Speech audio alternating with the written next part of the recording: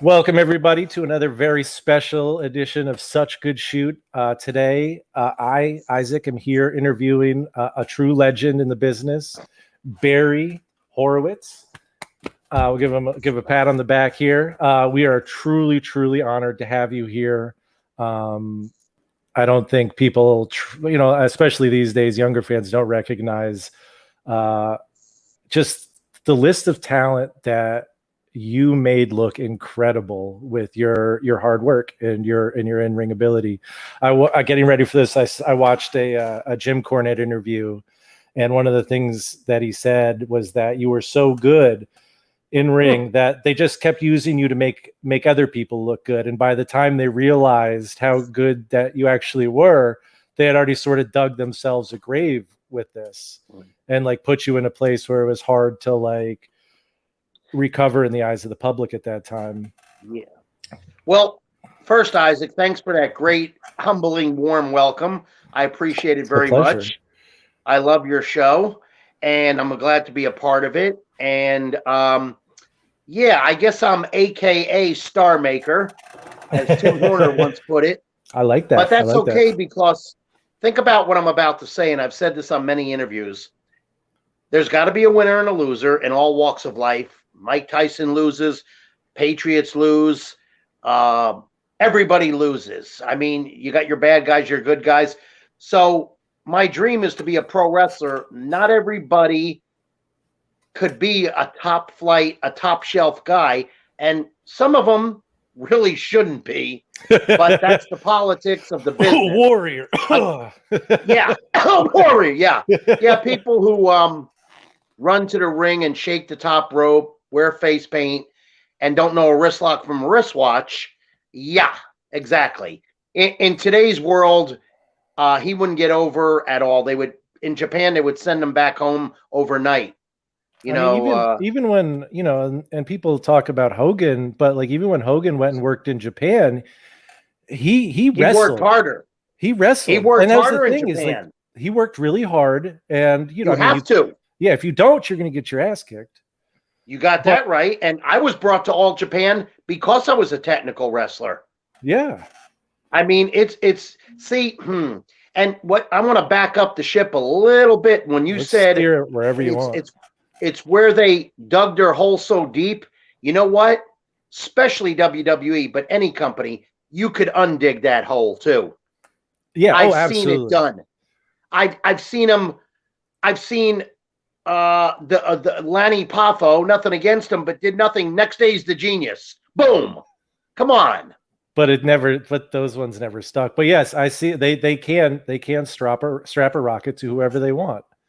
They can, and I think what they saw was this guy doesn't give us a hard time. It's not that I don't give a crap attitude. I'm a professional. Yep. And true professionals understand the nature of sports entertainment. If they don't, they need to sign up with, UFC and get their ass beat and stretched in about 10 seconds, preferably by Brock Lesnar. Oh God. I got to say, he's one of the people, and I get a lot of shit from this from some friends, but Brock Lesnar is one of those guys that still to this day, I am like, he's just anybody who talks shit about him, anyone talks shit about like the fact that, oh, he's going over as a monster is out of their mind, because put anyone in the world against him in a real fight and he's going to win most of the time. Anyone in the unless it's somebody who's like absolutely trained to like do that, but the last UFC fight he lost was 6 months after his diverticulitis surgery. Yeah, he had like 15 inches of his intestines removed, and 6 months later he got a kicked as hard as he could in the chest, and it took him down. Yeah. So but that motherfucker, he's tougher in nails, and he's huge, and he draws, and he's believable, and he's one of these guys that's truly believable. He's the only guy that should have defeated The Undertaker, and that would have been his only loss. And legit, and it was believable, credible, and acceptable. It's a great moment. I jumped out of my seat, man. I'm one of the few people that lost my mind.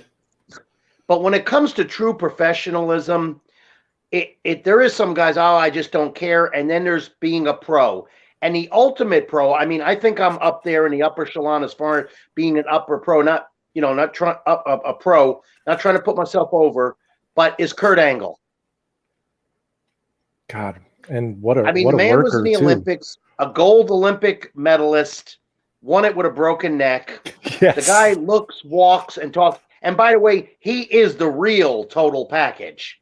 He's incredible. I mean, even from day one, he was wrestling us way above. I mean, he hadn't been training that long for professional wrestling.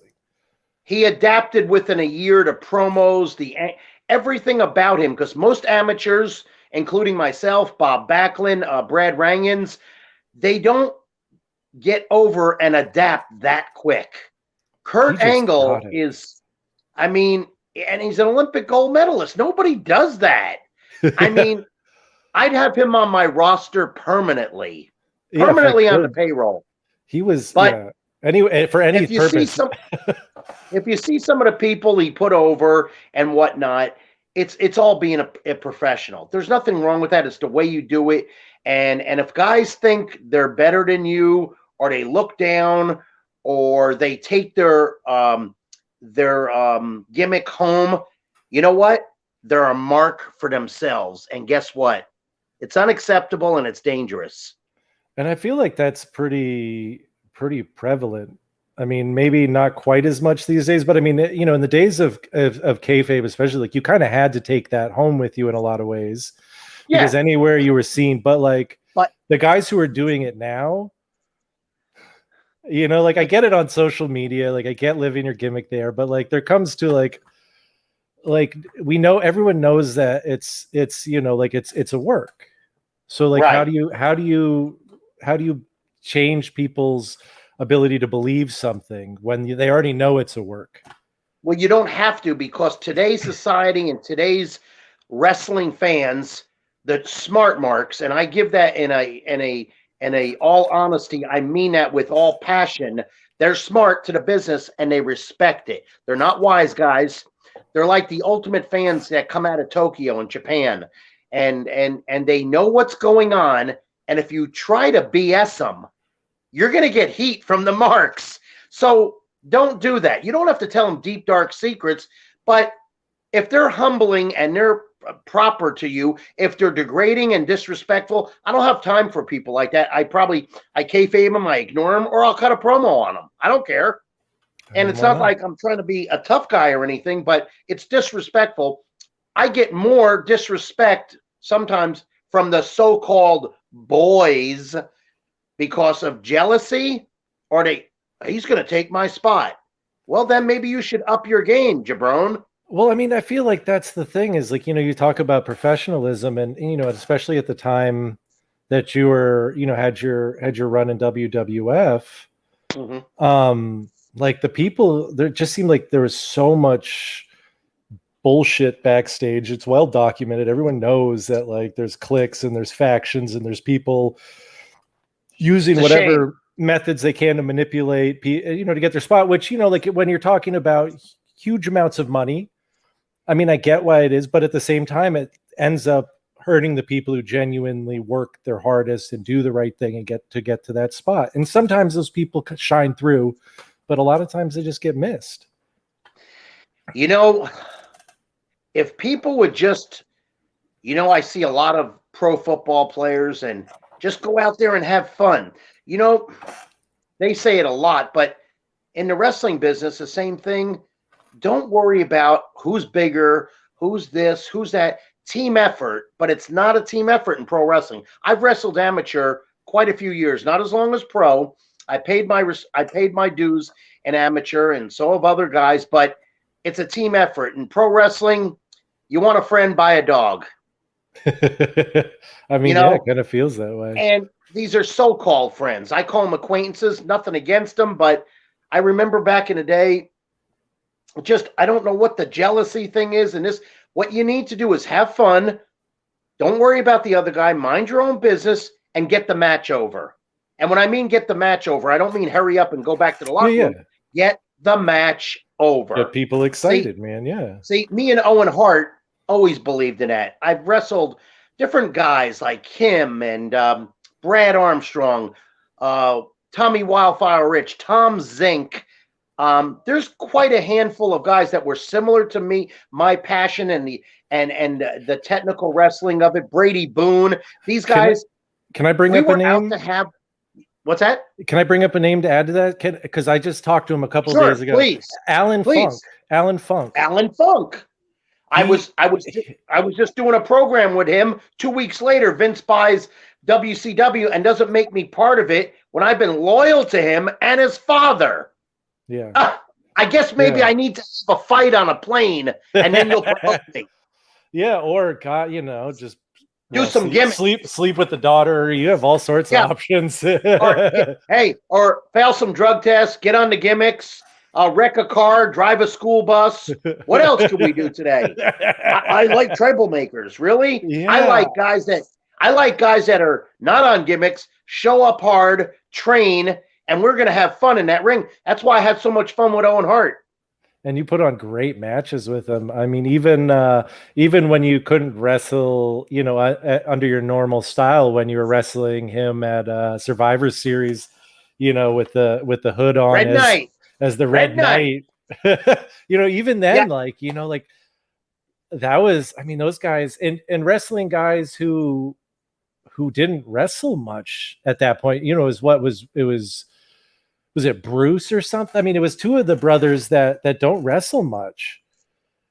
And it didn't matter in that situation. But they were all just like, all of those guys are obviously so good. But one of the things that stood out from that match was just how incredible the commentary was with Bobby Heenan at that point, and just how I mean, he just had me laughing consistently throughout the whole match. He's just so quick and funny. But yeah, all the work in that, even with Stu Hart out at the ringside, and like Sean causing trouble, the guy from Family Feud, Ray Combs, introducing everybody and then doing commentary with it. It was just it was a fun match. But and I was happy to be proud of it. It was the main event, all because Terry Funk's horse was sick.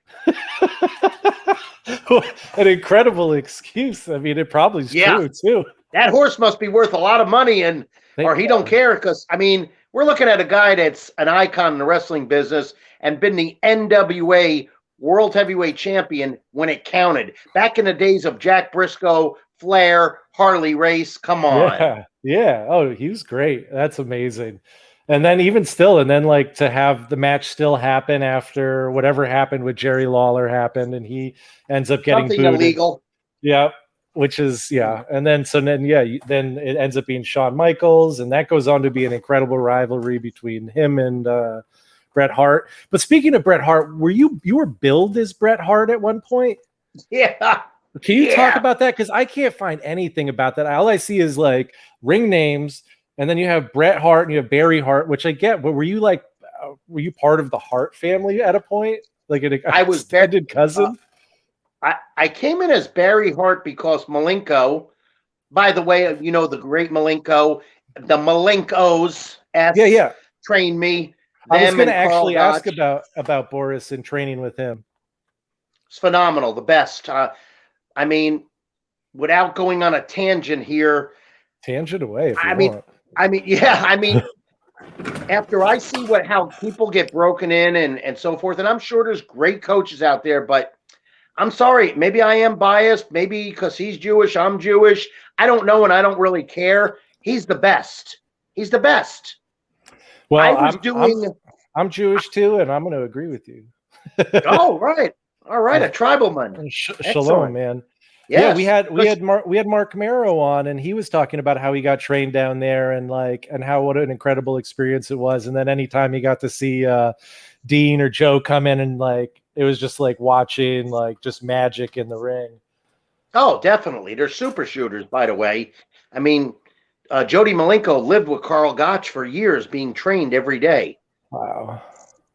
But yeah, I mean, the training was phenomenal. The dues paying was phenomenal of 18 months. I was so happy that I was broken in that way and not just wham, bam, you're training 3 months and let you go. There's just no way. You can't build.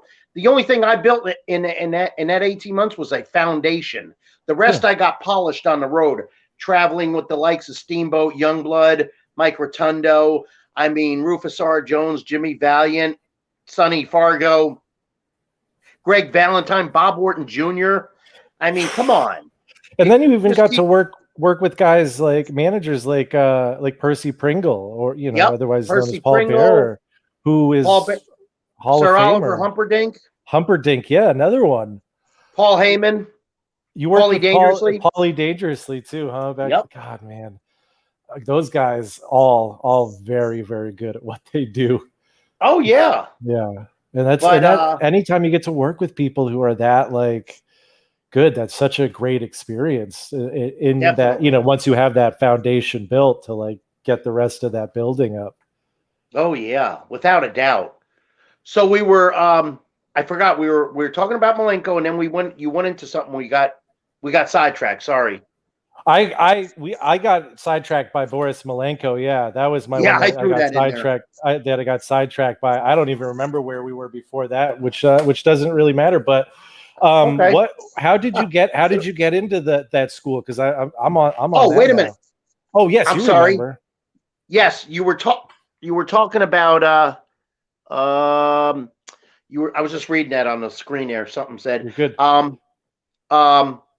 We were talking about how the Bret Hart name came. Yes, sorry. Yes, absolutely. Oh, okay. Good, because I didn't want to. I do want to catch up on that. Yeah. So Vince Sr. was sending me to Portland for Don Owens through Jimmy Snuka, but the territory was full. So Vince called Jim Crockett Sr. and got me booked in Charlotte for Mid-Atlantic Championship Wrestling, which was the greatest move as far as getting polished, because it was a high spot territory. It was a babyface territory, working 6 nights a week for 2 hours 6 nights a week for 2 years. Everybody that was anybody went through there. It was big for Flair and Steamboat and Youngblood and Bugsy McGraw and Jimmy Valiant and Terry Gibbs. Everybody was there, and it really helped. So when I first got there, I drove to a TV studio. That's where they film TV. And I walk in there, and I'm new, and I'm pretty sure it was Michael P.S. Hayes was one of the bookers, and I'm pretty sure it was his idea.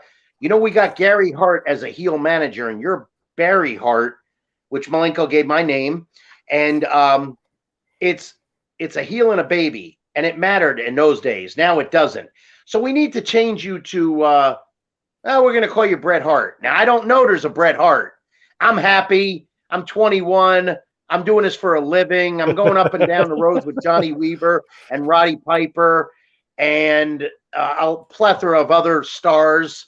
And okay, great. Thanks. And it was cool. And I think I spelled it B-R-E-T instead of B-R-E-T-T. Or is it flip-flop? I don't remember how Brett spells his name. But anyway, I got that name. And then I went on from there, I went to Florida Championship Wrestling, and there, if I'm not mistaken, again, Michael Hayes, I think, was there, or Mike Graham changed it to Jack Hart. Okay. So, and then fast forwarding, when I first met Brett in the Fed, he shunned me a little bit, because, he didn't know me. He thinks I'm using his name, and then I'm getting beat, and they take that personal. But once he got to know me as a person and as a wrestler, all of a sudden, we shared rooms together on the road, and then I was invited to his house. And I was told back in the day, if you were invited to Brett's house and stay overnight to work the Saddle Dome in Calgary, you're like in there. And I'm going, wow. I mean, I was just doing my thing again, being a professional, and just doing my, like Bill Belichick says, do your job. Yep. And that's what I did. So that's how that came about in a short version of the Bret Hart story. That's about wild. My name. So it's just completely coincidental, and then also like you get to both of the Bret Harts stand under one roof. Yeah. Yeah. Oh wow, that's wild, man. That's really wild. So you grew up in St. Petersburg area, St. Petersburg or Clearwater? St. Petersburg, Florida. Amateur wrestled there at a youth center. Went on to junior high and high school. Went to FSU. I I wrestled there, but only a year, and I took also sports nutrition as a backup plan. Yeah. And I could only stay there a year. Number one, I couldn't afford to. Number two, I had an offer to be trained as a pro, and I'm glad I didn't turn it down because who knows what have happened if I would.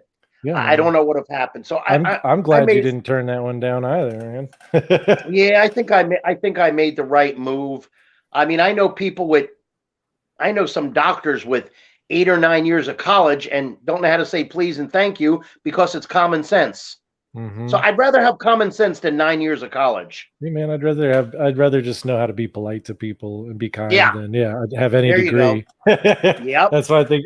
And do you live in that area? I know you're still in Florida. Are you still in the St. Pete area? Or are you? No, I moved to the Tampa area Gotcha. just to get away from St. Pete. My wife's from here, and I like it a lot. I mean, I'm from Florida. It's really good on my body, the heat and so forth, but it's getting very busy, and the laws are.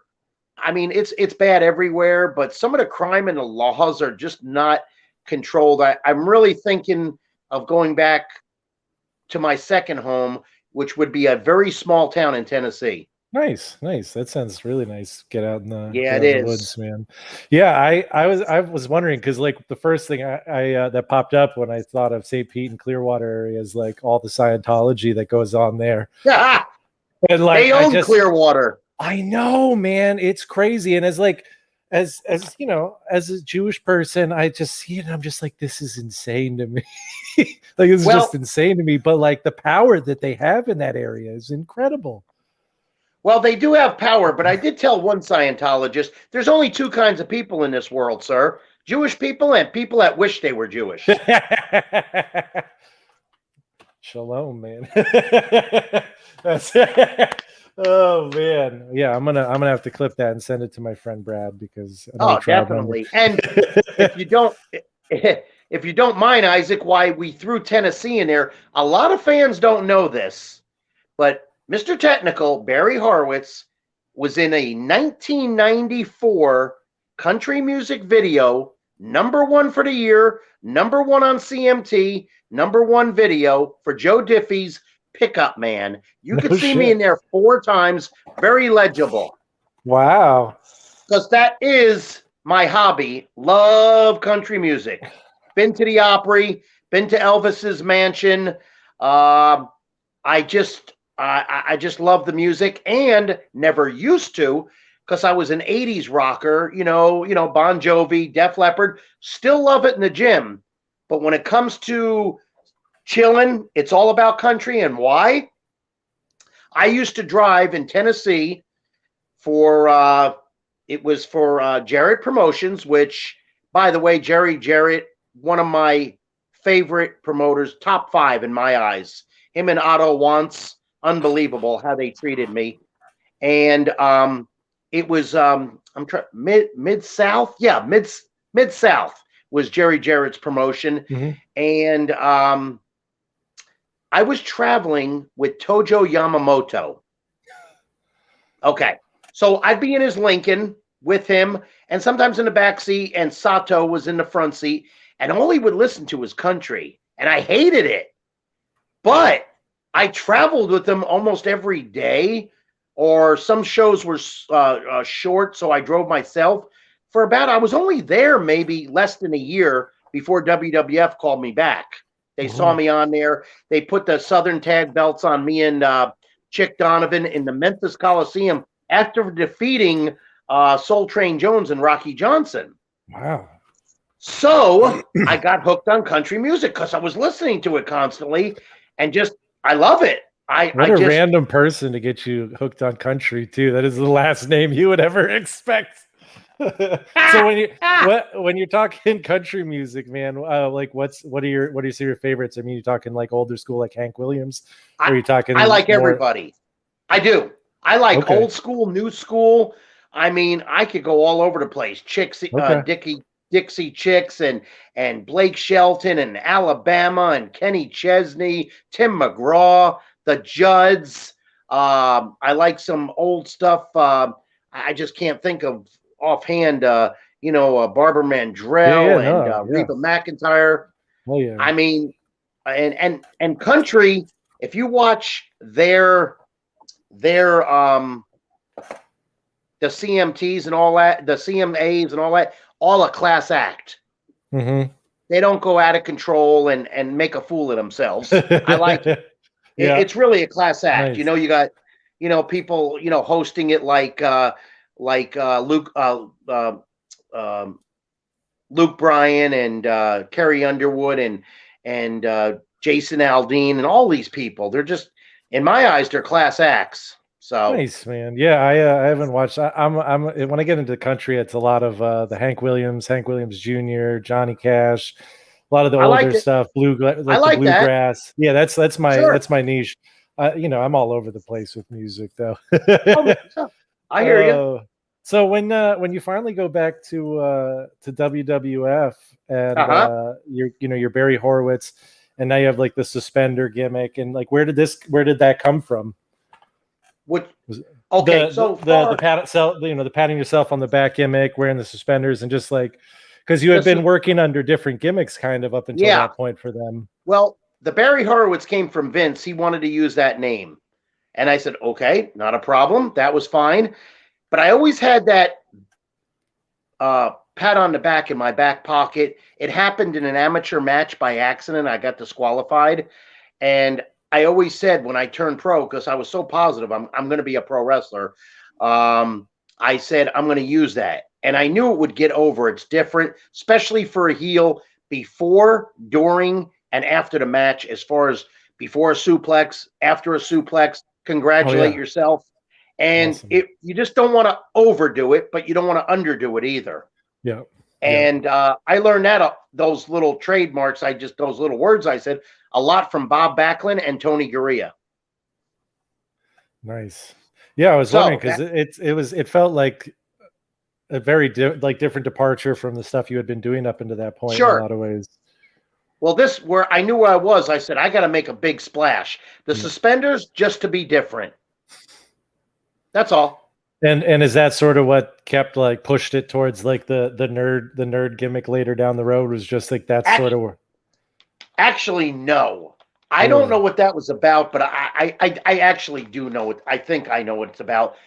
When certain times, I'm not saying always, but certain times when Vince puts a gimmick on you, it's a shoot. It's like in the past, like you were a dentist or you were a mortician. Let's play off of this.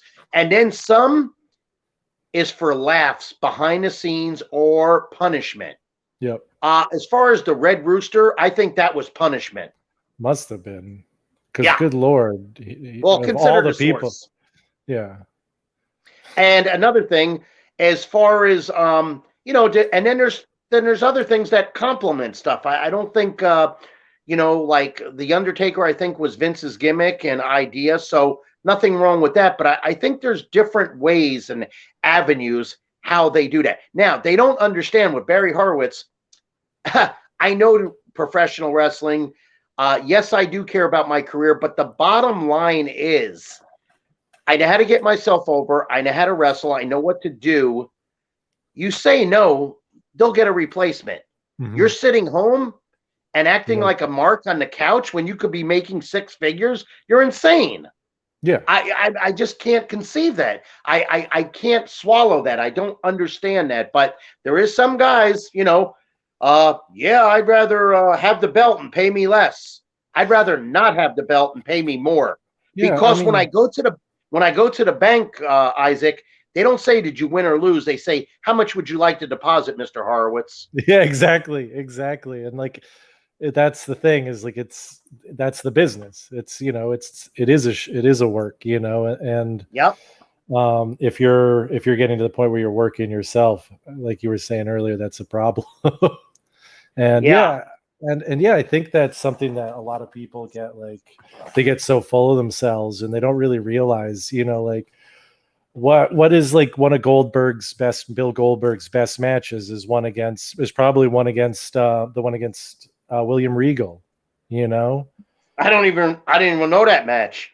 Well, it's the match where, like it's pretty famous because he wrestled him and he decided to wrestle Goldberg and test him. And he stretched him out a little bit and really worked him, and it was good because, like, you know, like when you are as good technically as someone, you know, on his level, on your level, when you're working with somebody who is not so great, you can make them look like $1 million, or, you know, like you can, because you can just jump up off the mat whenever you want and be like, yeah, that didn't hurt. You can no sell anytime you want and destroy their career. Yeah. I mean, look what happened with a Warrior when he no sold the pedigree from Triple H, you know, like I didn't know about that. Yeah, there was depending on which documentary you watch that WWE produced, it was either an honor or it was like the worst thing that ever happened to his career, according to Triple H. But yeah, he gives Warrior a pedigree, and Warrior literally jumps right back up, and you know, and it's like, oh, okay, I get it. Yeah, this is bullshit. This guy looks like he's, you know, he doesn't know what he's doing now. Like, and you really can. I've heard a lot of stories in wrestling, you know, telephone, telegraph, tele-wrestler, where there's smoke, there's fire. I have never heard that story or the one you talked about, Regal and Goldberg. Well, let me just, I'll pull up the match for that one, because the Triple H Ultimate Warrior thing was, I think it was, let me just make sure.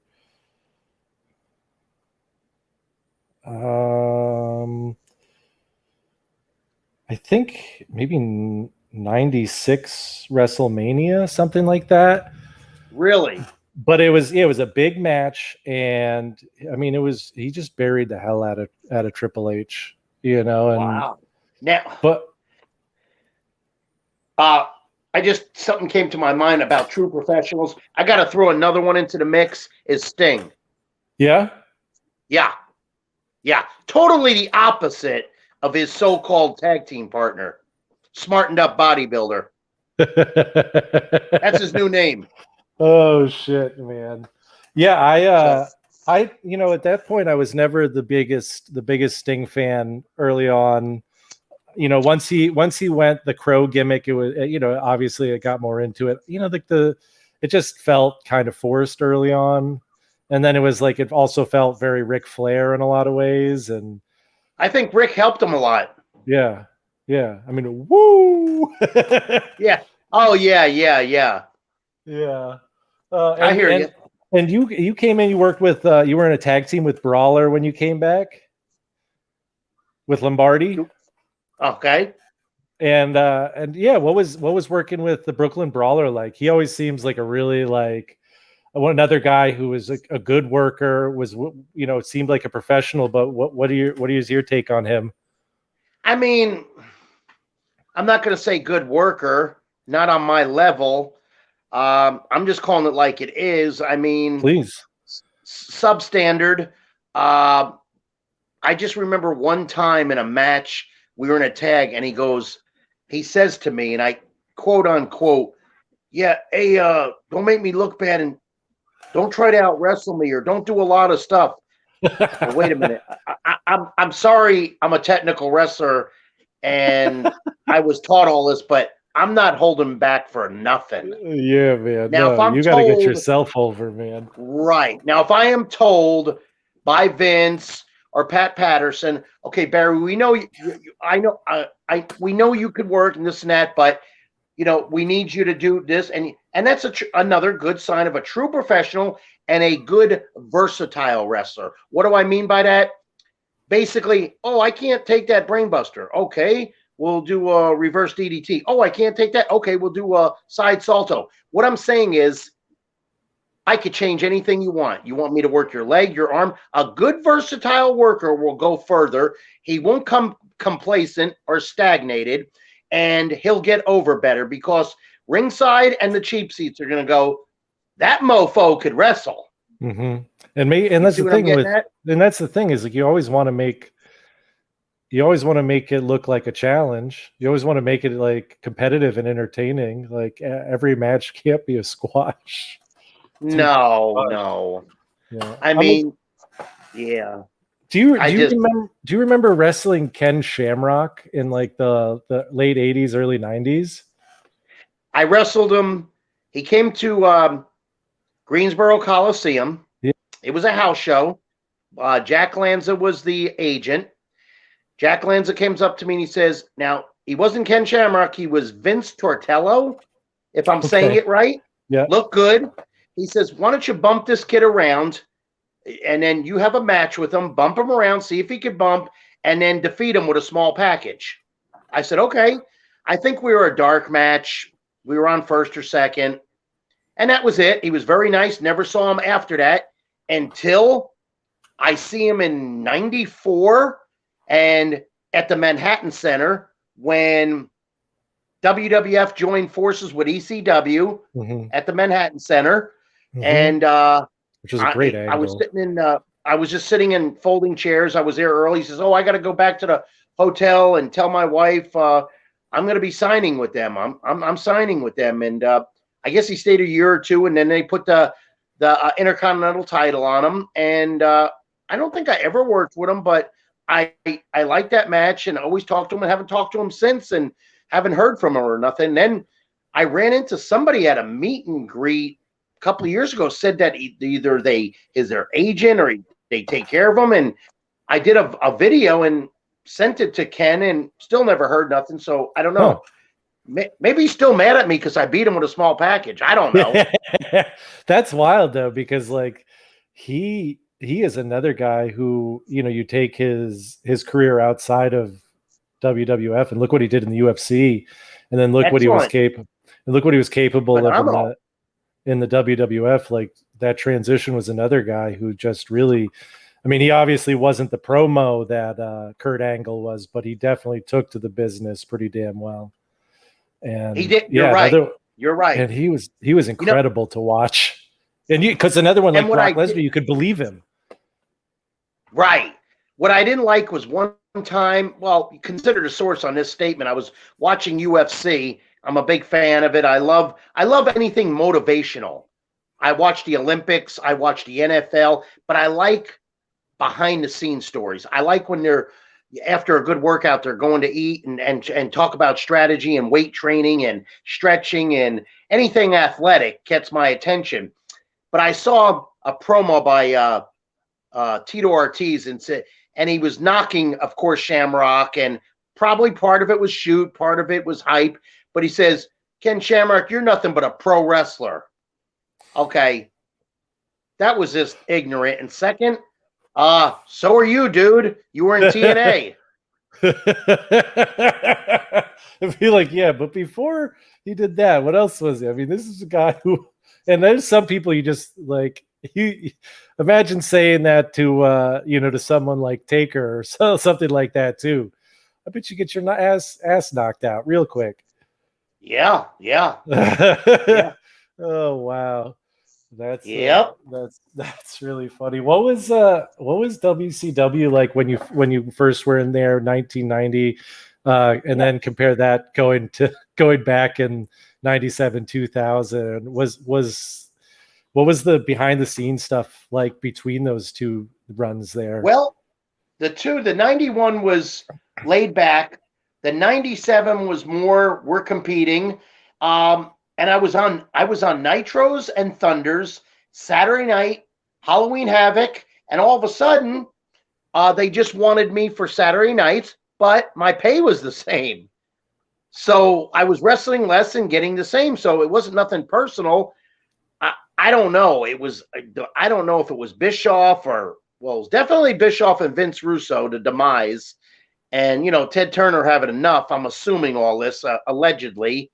And, I think it's a shame because it was going good. They were traveling good. They had money. I mean, the catering was good. The airline tickets, they avoided, there was so much problem with the plane tickets and getting a hold of us.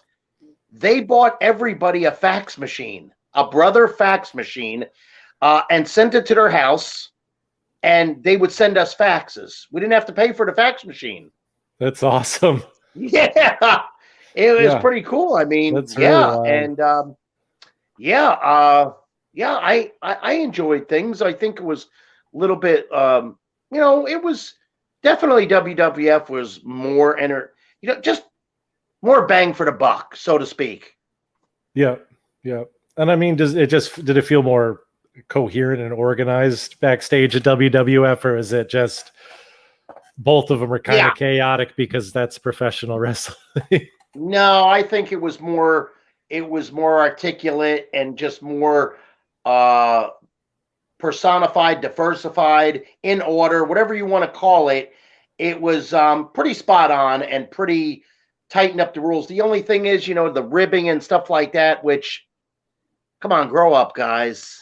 Yeah, it seems like I'm trying to get that's my match under control. Like you go to Japan, when I worked for All Japan, no ribbing and that stuff. I'm not into that. I don't put it over. I'm not a stooge. I'm not gonna. It was the time, but I don't think they do that crap anymore. yeah. It seems like I mean it would be very hard this day and age, and when it does happen, you hear about it pretty quickly. A la JBL ribbing Mauro Ranello, and Mauro Ranello immediately being like, "I'm not dealing with this bullshit," and going back to announcing boxing. You know, Is that what happened? Yeah, that was like one of the first times he left NXT. Mauro Anello. I Ranello, know yeah, him from Pride. I know him from Pride. yeah, Let me tell you something. When I think of announcers, of course, this is just my personal. I mean, I love Gordon Soley. yep. Okay. But when I think of breaking it down, being entertaining, in my eyes, Jim Ross is the best. He's incredible. Yeah, Tony Schiavone is good. But Schiavone's great. but the other gentleman with the what is his name? It's the one who's Michael Cole, the guy who does it all now. Oh no, not at all. No. Not when he called a cradle and it was supposed to be a backslide. No, I don't have, no, the masked man for All Elite. Oh, oh God, yeah, you got me there. I can't remember It's got one word. Yeah, I know exactly who you're talking about. Let me tell you something. He's good. Yeah, He's good. You like him? I like him, and I like that there's three people, and I like that there's a masked man at the desk. It's pretty cool. Huh. See, my biggest thing with that is like it never they never really explained who he was. Like You're right. There was never a point where right.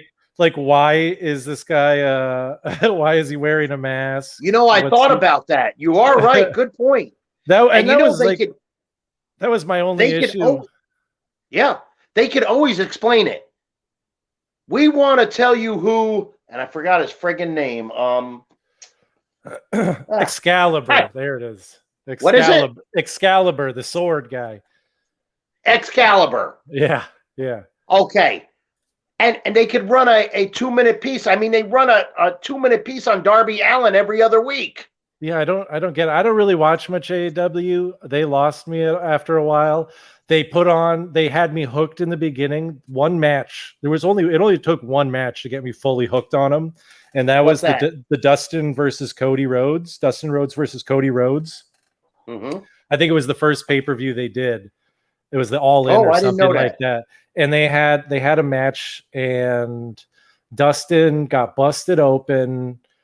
He just got incredible. I mean, it was just incredible. There was blood everywhere. It was one of the few times that you see one of these matches and you're just like fully in 100%. The story is two brothers just trying to see which one's the best because because everybody knows the story of Dusty. Everyone knows the story that, he likes Cody a little bit more. And so there was always this competition, and it was just a great story. And in ring, they just knocked it out of the park. Afterwards, they have a moment where Cody invites him to be on the roster and like be part of AEW because I think Dustin genuinely thought it was his last match. And it was just a great, great match. And I was like, if this is the kind of stuff they're going to do, then I'm all in. Right. No pun intended, but I'm all in. And they do a lot of stuff that just loses me. Yeah, certain things I could critique if I was an agent or if I'm correcting certain things. And it doesn't mean I'm right. I could be wrong, but maybe I'm right too. Yeah. And as far as Dustin, Probably the best I've ever seen him look and the best he's ever worked. Because when I knew him and he was 25 and new as gold dust, he was all over the place. He could work, but settle down, settle down. Yeah, that's one of the things I was talking about recently is just how good he looks in AEW. Like he's like slimmer than he's ever been. He's in great shape. His cardio is obviously better than it's ever been. Sure. You know, like there was never a point where you looked at him and it was just like, this guy can't work. You know, like he always like had it. It just was like there was a long period where you felt like he wasn't really trying. He was just, yeah, I hear you. You know, it's kind of like Randy Orton sometimes, where like you know this guy is probably one of the best in the business right now. And, I totally agree. And you see him go in the ring sometimes, and you're like, you're not trying. Like you could tell he just doesn't care that much. And then other times when he's into the match and he's putting it in, it's just like, this is like some of the most incredible work I've ever seen. Sure. And, rewinding to Mauro Anello, the guy is phenomenal. And when I used to hear him on Pride, Isaac, I said, he needs to be in pro wrestling. Mm-hmm. And he did. I don't know where he is at now. Last I saw, I think he's doing Showtime boxing. Really? Yeah, he's doing like the professional boxing on Showtime. Once again, WWF ruins a gimmick or lets somebody go, like Pac, me. There's a plethora of others that, so many. And then some need to go. Believe me, especially if they're breaking the rules and they can't put two syllables together or wrestle a lick. I mean, you know, but I didn't know that JBL. I know he was a bully. I don't care for the guy, but I think he's got his clock cleaned, and maybe he's just brain dead from Bart Gunn smashing him in the face. Oh man, that must have been one you were glad you avoided, huh? Oh yeah. Well, did you get offered the Brawl for All? I wasn't there. You weren't there at that point. Oh, you were gone in 95, right? No, I left in 97.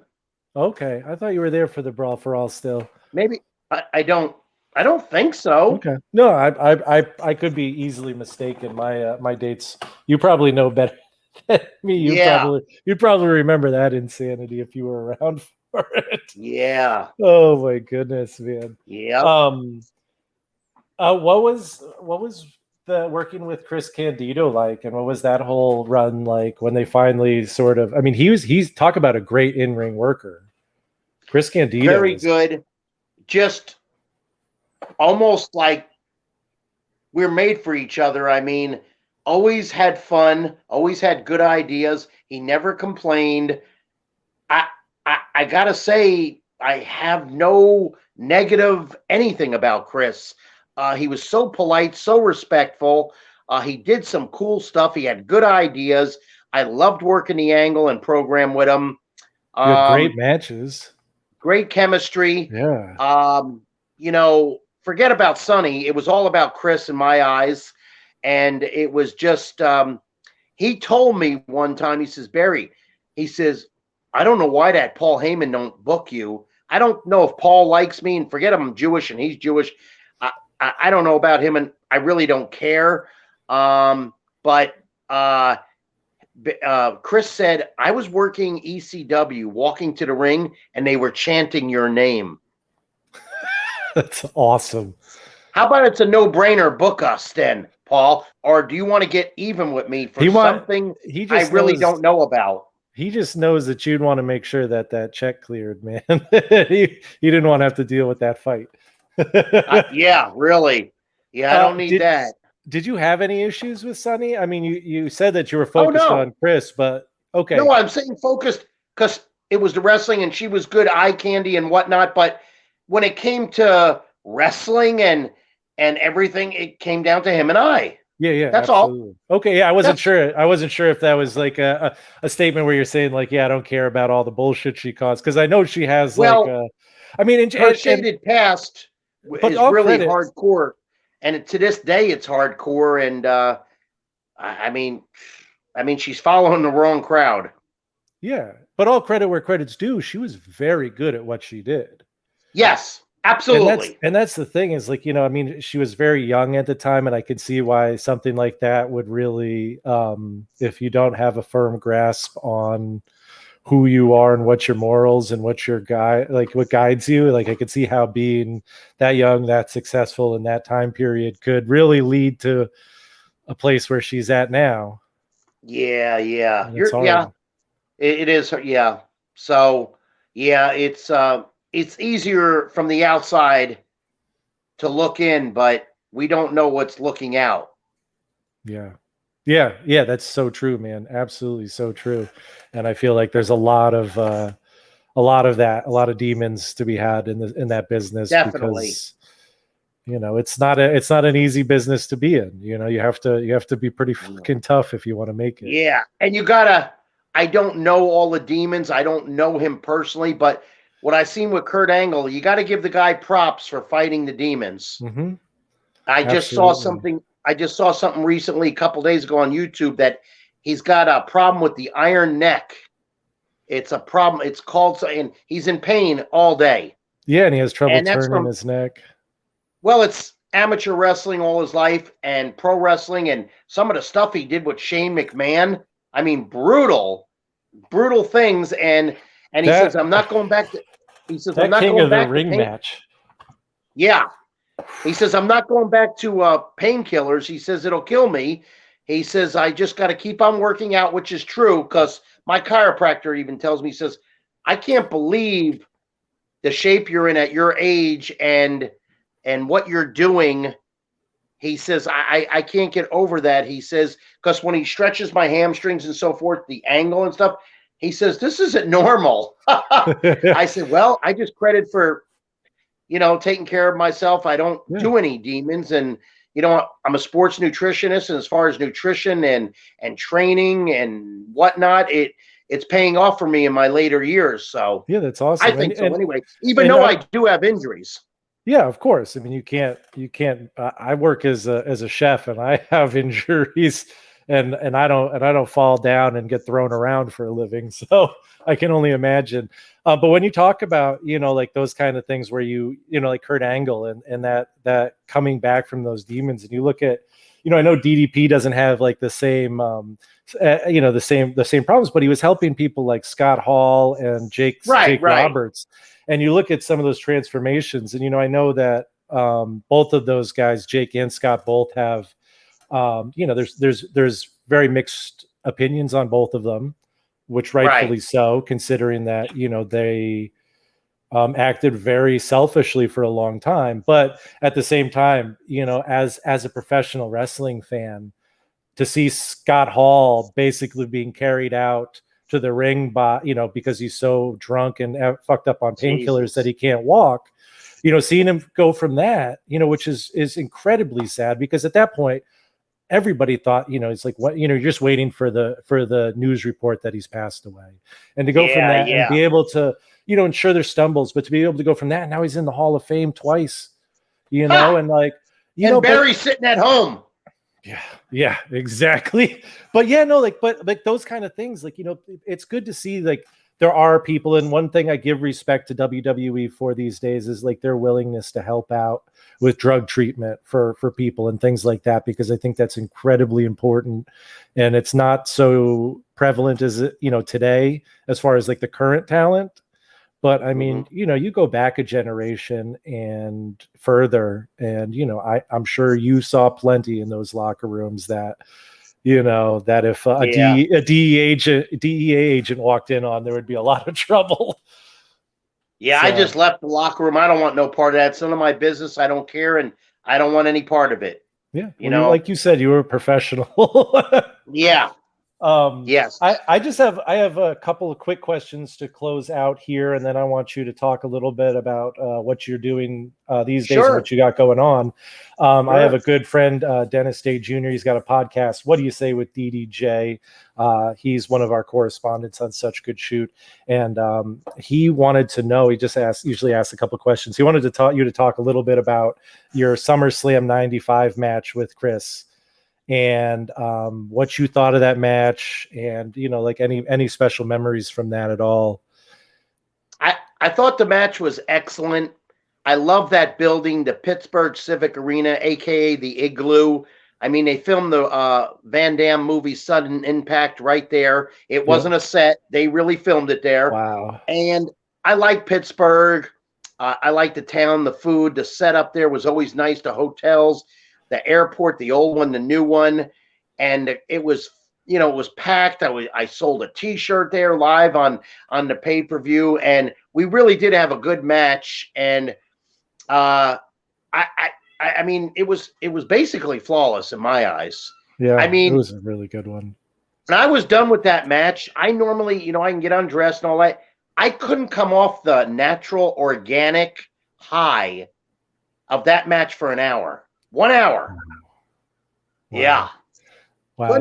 Those are those moments that it all makes it worthwhile for it too, when everything falls into place. Well, it does. It does, Isaac, when you've got two good artists, two good workers that get the match over. Yep. Oh, absolutely. Absolutely. I mean, that's why there's no egos. Yeah. I mean, have fun. Yeah. Some of the best matches are guys that are going out there and like just trying to, make each other look as good as possible. Like you think of some of the Stone Cold and The Rock together. Like that was it. It's like they both knew how big they both were. And they both knew that the more they did to make each other look tough, the tougher each one looked. Sure. And so, and like, and when you have that chemistry, it really does make for an incredible match. Yeah. And you mentioned your T-shirt. What was it like finally getting your own T-shirt with them? That was cool. I was surprised. I liked the way they did it. I liked everything about it. I liked the presentation. I liked everything. I mean, whoever designed it was awesome, and it was cool. I was proud to be part of it. I love my Barry Horowitz shirt. I just got to say, I'm a big fan. So. Yep. And if you want to get a Barry Horowitz shirt too, you can go to prowrestlingtees.com/Barry Horowitz. The link is right down here. Please go check them out. There's 5 on there. There's some really cool ones. I'm going to be checking them out once payday hits. And I would love if you just take a second. I know you've got some really exciting things coming up, but you have a micro brawler, right? Yeah, share what you got. Share what you got going on, man. I'm really excited. Yeah, he's basically a pint-size all-star. He's a good-looking dude, well-built, and what's really cool about this, does a little bio on the back of me and how to get in touch with the company who made it. It was made in California. Took about a year to get this done, and what I like about it, it's different, it's affordable, it's small, but what's really is huge in the next year is from Zombie Sailor, that they're making the 90s Hasbro figure of myself, Dino Bravo, the Rock and Roll Express. That will be done in a year. I'm very excited about that. And as far as my life, I mean, I'm a certified sports nutritionist, but I'm doing a lot of meet and greets. I just came back from Seattle, New York. I'm off to Pennsylvania. I'm off to upstate New York. I'm going to California, and I'm excited. The WWE did a documentary of me in December, which was supposed to premiere in June, but according to the creative powers, it was either an hour or 2 hours that's pushed back because of the Peacock thing. Of course. So you don't know when it's going to show, but it will show. And then I've got some from an LA producer that wants to do a documentary on me. And hopefully he'll be coming down to Florida in a few months. And that's going to be huge because he's going to work on it for 2 years. It would premiere at probably SoFi Stadium for WrestleMania in LA. Wow. So that's huge. My meet and greets and, of course, my hands-on seminars I love. I'm teaching young talent the Malenko way, not the Horowitz way, or both. The Malenko's way, the way I was taught, and in and out of the ring. It's not all about trunks, get in the ring, grab a headlock, do a high spot. It's about conducting yourself as a professional in and out of the ring, the little intricate things that make a good worker go into a great worker. I try to push that, big time. As far as, that and the podcast, the interviews, and again, like I said, the seminars, the meet and greets. I'm doing everything but wrestling, but my ultimate goal and my legacy before I leave this business completely is to be a coach for a major company. I think awesome. I have a lot. My resume speaks for itself. I have a lot to give. I don't want to take over. All I want to do is make the stew taste better. Yeah. I don't want to take nobody's spot. I don't want to do any of that. And if I do, I'm sorry. I'm just outwitted you. I don't know what to say, because some of these guys that are in these, some of these guys that are, some of these guys that are in the school, I'm not knocking them, but I could teach them. I mean, I don't know where they came from, what they did, but I don't know why they're there teaching. I really don't. Some, not all. And it perplexes me. I really don't know that. And I don't know. Maybe I've got this unforeseen heat I don't know about. So yeah, I haven't heard anything. Where can we find information about where you're going to be for signings and things like that? Oh yeah, that's huge. That's Facebook. That's YouTube. That's the ProWrestlingTees.com. Cameo.com is huge. It's doing well for me. Nice. I mean, I'm doing really good. I'm liking Cameo. That a lot. So there's a lot of that. And of course, Facebook, big time. And if you search, you Google Barry Horowitz, I mean, a plethora of stuff comes up. Cool. Well, we'll keep an eye out for you when you come around our areas. And where are you from again? I'm in Vermont. So okay, I've wrestled Vermont, but I'm sorry, I've wrestled Burlington. Yeah. But you know something about Vermont? You could tell a guy from Vermont, but you can't tell him much. That's true, man. You know why birds fly upside down over our state, right? What's that? You know why birds fly upside down over our state? No. Ain't nothing worth shitting on. Oh man! Wow. Oh, there we go. Well, yes. I really, really genuinely appreciate this opportunity to talk to you. I appreciate your time and everything you've put into the wrestling business for my personal entertainment and also the entertainment of millions and millions of other people. A lot of us, my childhood was awesome because I did get to see you wrestle as a kid. Oh, thanks. And I got to give a real shout out to my fans, my new fans that know what's going on. They support me, and I appreciate that. And I'm not working them or nothing. When you come to the meet and greets, when you send me fan mail to my personal home, I appreciate that. And they mean what they say and say what they mean, because there's nothing to BS me for. I'm not handing them out money or anything. I think they truly, really mean it. And if I couldn't say that 20 years ago, because the situation with fans and marks was different. Yeah. Well, it's nice to get that recognition still and have people that are continuing to say, hey, you're memorable to me and you made an impact on my life, and that's an awesome place to be. That I swear to you, and I swear this must be every other person. Why aren't you a coach, and how come you're not in the Hall of Fame? Why aren't I a coach, and why aren't I in the Hall of Fame? Well, the only thing, I'll just give it quick, ask Vince. Yeah, exactly. Yeah, I don't know. I've learned that those questions, there's always one answer to that, and it's there's one person who makes those decisions on that company, and I tell you what, there'll be a point where that changes. I'm hoping Peacock changes it for me, but I'll tell you what, and whatever, I'm confident of myself. You're missing a good opportunity if you don't employ me. I mean that.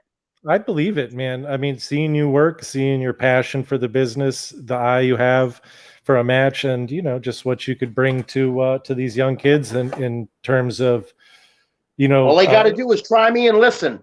Yeah, and it's a question of just having somebody who's a link between the old school and the new school, and help. Right. And I'm a little bit of both. Yeah, and help continue that tradition. And I think that would be a great fit. And I wish you all the best in that. And I would love to see your name listed in the Hall of Fame one of these days.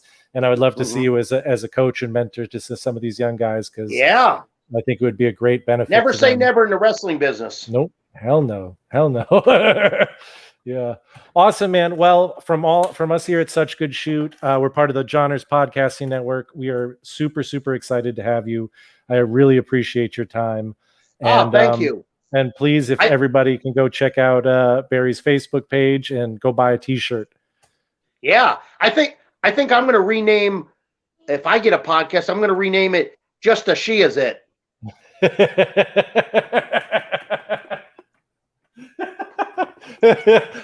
On that note, I'm going to say shalom. Thank you so much for Shalom. joining Thank us, you. man.